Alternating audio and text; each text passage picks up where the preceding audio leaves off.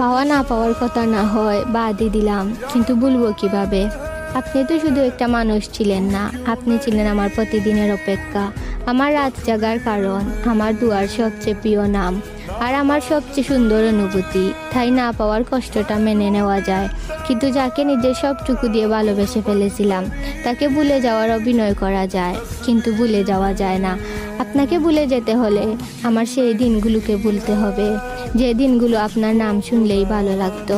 ভুলতে হবে সেই রাতগুলোকে যেখানে আপনি ছিলেন আমার শেষ ভাবনা।